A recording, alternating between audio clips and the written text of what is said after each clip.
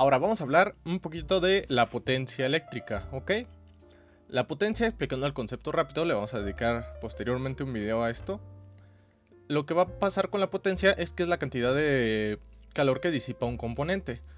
La fórmula de la potencia se obtiene a través del multiplicar el voltaje por la corriente. Y esto nos va a indicar un rango aproximado en el que va a disipar, o la cantidad de calor que va a disipar un componente. En el caso de las resistencias, esto es muy importante. ¿Por qué? Porque nosotros, al hacer el cálculo de la potencia de una resistencia, nos va a servir para que a la hora de ir a comprar el componente como tal a una tienda de electrónica, a nosotros nos van a pedir dos cosas. Una cosa es el valor óhmico, que es ya lo calculamos de acuerdo a la resistencia de colores. Y la otra va a ser la potencia a la que querramos nuestro componente. Aquí les muestro el ejemplo. Esta es una resistencia a 1 watt. A ver, ahí se ve bien.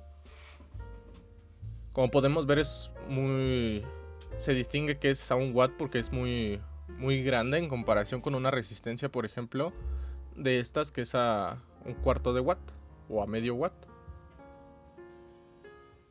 Entonces, si nosotros, por ejemplo, calculamos... aquí tengo otro ejemplo de resistencia. Este es a 2 watts. Y necesita ser de cerámica porque ya es una potencia mucho mayor. Normalmente estas, las más comerciales, las van a encontrar en un rango de 1/4 a 1 watt. Que es más o menos... Ahí se ve la diferencia de tamaños de acuerdo a la potencia. Y entonces, por ejemplo, si yo hago un cálculo con mi resistencia y me sale que consume 1.5 watts, no le voy a comprar una resistencia de 1 watt. ¿Por qué? Porque al ser mayor la potencia que estoy calculando a la que realmente soporta el componente, lo que va a pasar es que se va a quemar el componente. Y nos vamos a dar cuenta de que no es la potencia adecuada porque el componente se va a sobrecalentar muchísimo.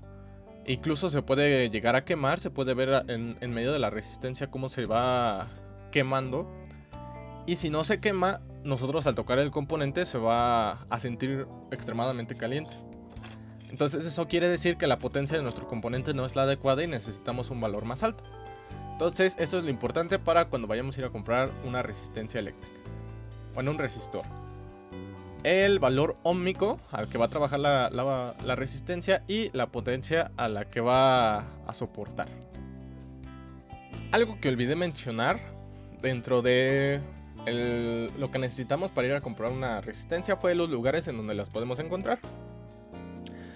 Por ejemplo, aquí en México, en la ciudad, la pueden encontrar en las tiendas de Steren, en Radio Shack, no estoy muy seguro. Pero en Steren es una de las tiendas de electrónica más conocidas y ahí pueden encontrar diferentes componentes de electrónica. Igual en diferentes universidades existen tiendas locales en donde venden todos estos componentes, o incluso pueden buscar en su ruta o en cerca de su colonia si existen algunas tiendas de electrónica en donde vendan este tipo de componentes. Nosotros podemos adquirir estos componentes en cada uno de estos lugares o en cada una de estas tiendas.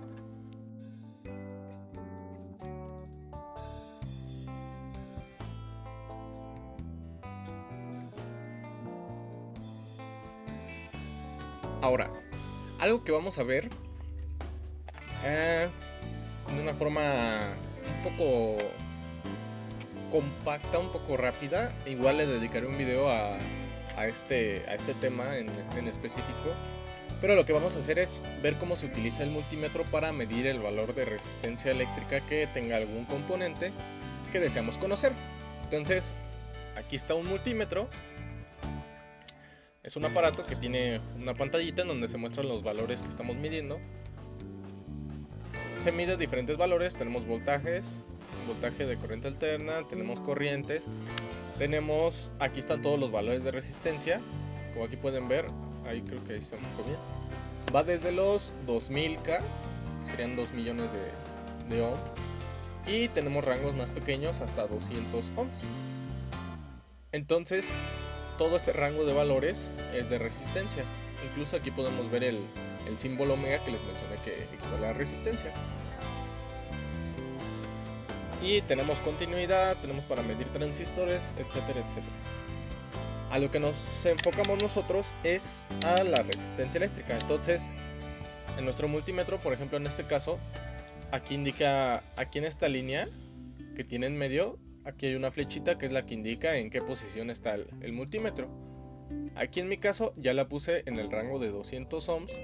Que bueno, la resistencia que utilicé ahorita es de 1800, entonces la subimos al rango de 2000. Y como está abajo, ahí me tiene que detectar sin problema. Ahí vemos que ya está prendido porque les marca un número. Y lo que vamos a hacer es agarrar las dos puntas del multímetro y las vamos a colocar en las terminales extremas de nuestra resistencia. Entonces, aquí vamos a agarrarla. No importa que la agarren con sus manos, no les pasa nada. En este caso. Y voy a ver si les puedo mostrar. Algo importante a recalcar es que la resistencia se mide sin alimentar la resistencia como tal. Bueno, sin alimentar el resistor. Es decir, si yo tengo esta resistencia conectada en un circuito que está siendo alimentado por una fuente de voltaje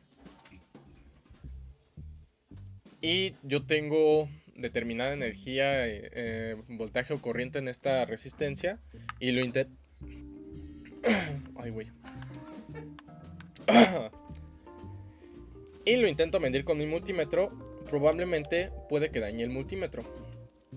¿Por qué? Porque la resistencia se debe de medir sin ninguna fuente que esté alimentando el circuito. Entonces, aquí le puse una caimán para poder mostrarles el multímetro. Y vean, aquí está el valor de la resistencia que estamos aquí agarrando. Como les mencioné, de acuerdo al código de colores, nos daba 1800 ohms nuestros cálculos. Aquí vemos que nos da 1787, o sea, es un valor aproximado y está dentro del rango de la tolerancia que permite esta resistencia. Así podemos ver que esta resistencia, aparte de que está funcionando correctamente, medimos más precisamente su valor. Y sencillamente es eso. Ahora, ¿qué pasa si yo quiero medir en un rango de 200 una resistencia mucho mayor? Lo único que va a pasar es que se nos va a quedar así el multímetro. Ahí como pueden ver la tengo en 200 ohms y es de 1800. Entonces, ¿qué quiere decir? Que necesito un rango más alto. Entonces me voy, por ejemplo, a 2000. Me lo identifica perfectamente. Si me voy a 20000, ahí está en el rango de los K. Ahí dice 1.79K porque estamos en el rango de 20000. Es decir, 1.79 serían 1790. Nos vamos al rango de 200K, igual nos marca 1.8. Nos vamos al rango de 2000K, aquí nos va a marcar 2. Es decir, es muy importante tomar en cuenta el rango en el que estamos midiendo nuestra resistencia, porque de esto va a depender una buena o mala lectura o medición que se realice. Vámonos a la parte de la simbología de una resistencia eléctrica dentro de un circuito o dentro de un diagrama de un circuito. Ahora, en los circuitos electrónicos, en todos, si no es que... Bueno, en la mayoría, si no es que en todos, nosotros nos encontramos los diagramas que representan el circuito con el que estemos trabajando. Ahora, ¿cómo vamos a identificar una resistencia? Las resistencias en particular siempre vienen representadas por medio de unos... digamos un alambre retorcido, no sé cómo explicarlo, pero se ven así como montañitas puntiagudas, son como 4 o 5 montañitas puntiagudas, y obviamente los cables como si fueran los alambres de la resistencia a los extremos. Entonces, de todas formas, aquí les pongo una imagen para que lo vean más gráficamente. Esto es lo que representa una resistencia en el diagrama de un circuito, y así lo podemos identificar fácilmente. Ahora, por ejemplo, en el caso de la resistencia variable o el potenciómetro, es más o menos el mismo símbolo, nos podemos guiar fácilmente, porque lo único que cambia es que tiene, me parece que es una flecha a lo largo de este dibujo, el cual nos representa que es una resistencia variable. Entonces nosotros nos vamos a dar cuenta si es una resistencia fija o variable de acuerdo a sus símbolos representados en un diagrama. Les dejo los dos símbolos en el caso de la resistencia fija y en el de la resistencia variable. Y ya por último, para concluir el video, vamos a platicar, haremos un video más a fondo sobre estos temas para hacer cálculos y algo mejor explicado. Pero tenemos las diferentes conexiones que podemos hacer con resistencias, ¿ok? Las conexiones que les voy a mencionar en breve son conexiones que se puedan hacer con muchísimos componentes, no únicamente con las resistencias. ¿A qué conexiones me refiero? Nosotros, al ver un diagrama, tenemos dos tipos de conexiones, bueno, incluso tres. Una es la conexión en serie. ¿Qué quiere decir? Yo tengo un componente, tenemos la terminal del componente, después tenemos su otro terminal. Vean, en este caso yo tengo dos resistencias agarradas aquí en esta punta. Es para ejemplificar. La conexión en serie es esto. Yo tengo dos terminales libres, que es donde voy a conectar lo que tenga que conectar. Y las terminales que están en la parte del medio que se están juntando son resistencias, son terminales en común. Entonces es serie porque van una tras de otra, ¿ok? Identificamos fácilmente si es serie o paralelo, que es el otro tipo de conexión. Porque, por ejemplo, yo en paralelo lo que voy a tener es que las dos terminales de las resistencias van a ir juntas, no solo una. Entonces, por ejemplo, si yo junto de esta forma las terminales de la resistencia, lo que voy a terminar teniendo es una conexión en paralelo. Y esto aplica universalmente para todos los circuitos. Esta es una conexión en paralelo y esta es una conexión en serie. Ay, permítanme. Ahí está. Es decir, en la conexión en serie nosotros vamos a tener únicamente una de las terminales del componente unida a la otra. Y en la conexión en paralelo son las dos terminales del componente unida una tras de otra.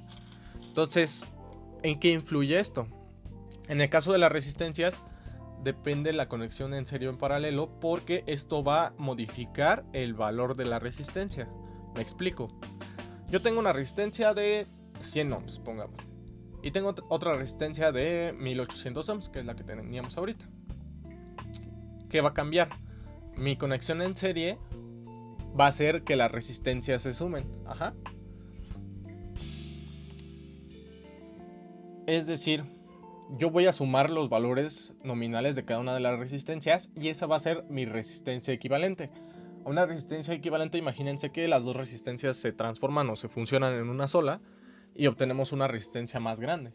Es como si se imaginara exactamente eso. Yo tengo una resistencia, tengo otra, las fusiono y hago una resistencia más grande.